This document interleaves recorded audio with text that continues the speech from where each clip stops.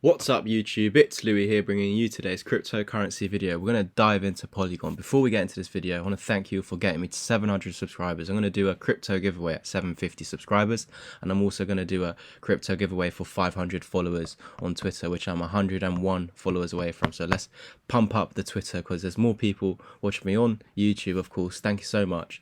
But during the day, I actually post multiple updates on Twitter, so you must be following me there if you want live updates.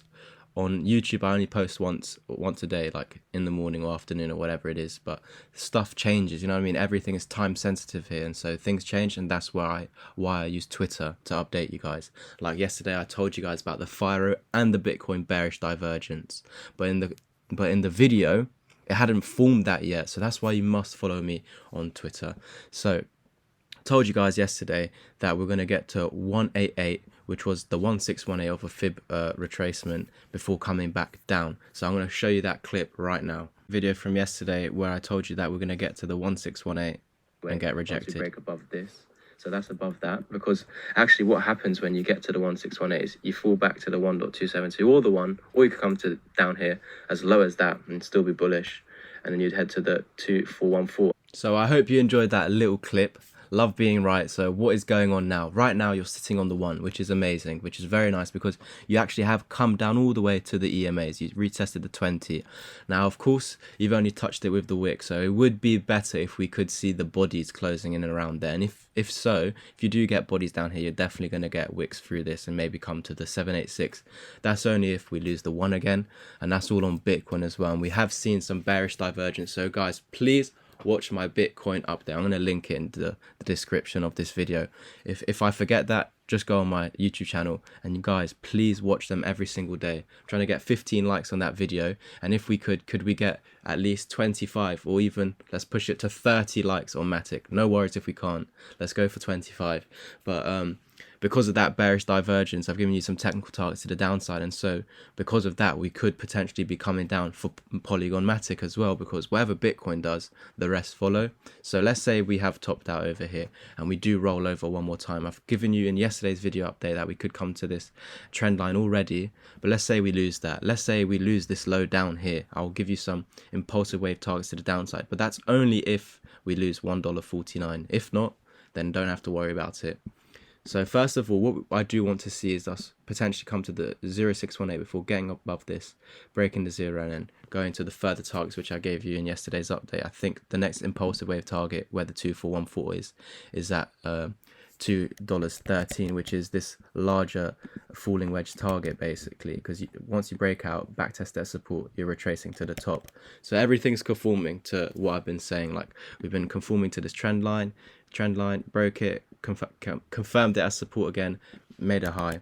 Now we're just retracing again, which I've given you in yesterday's update. So you could bounce off the 382, because when you start a new trend over here, because you just formed a bullish cross, when you start a new trend, not every single time, because nothing is 100% here, but out of your first impulsive wave, a lot of the time you do just bounce off the 382, which is a misconception, because everyone believes that every time it comes to the 618, it doesn't have to. And with your first wave, it can just bounce off the 382. Listen, can.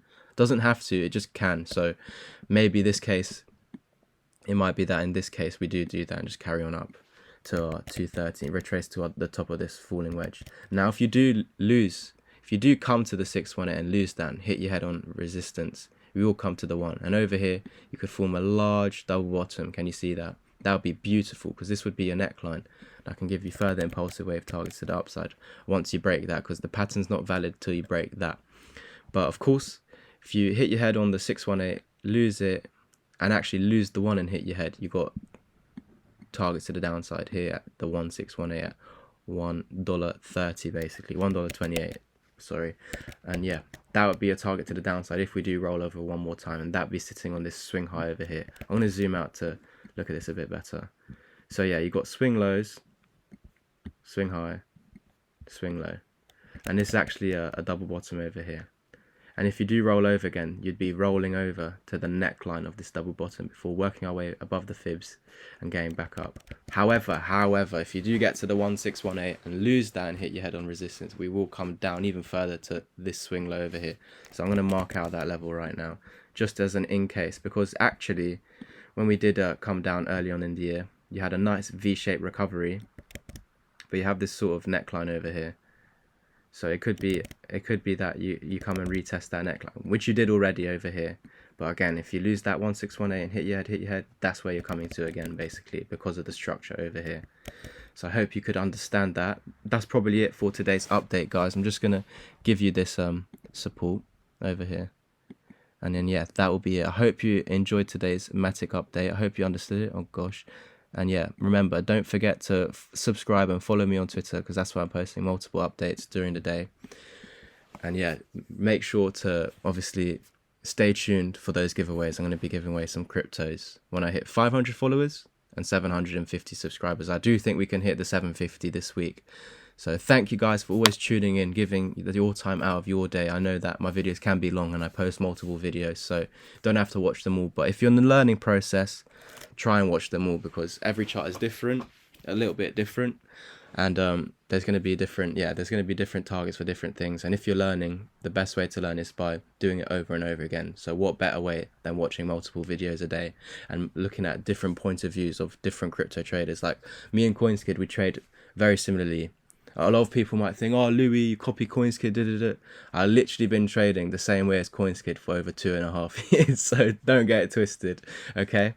So just because people trade the same doesn't mean like they've learnt it off each other. You know what I mean? Like everyone's learnt from different people. Like I actually found my mentor like 10 months into my trading. So like 5 months into my trading. So I met my mentor like end of 2019. CoinsKid weren't even on YouTube then. Do you know what I mean?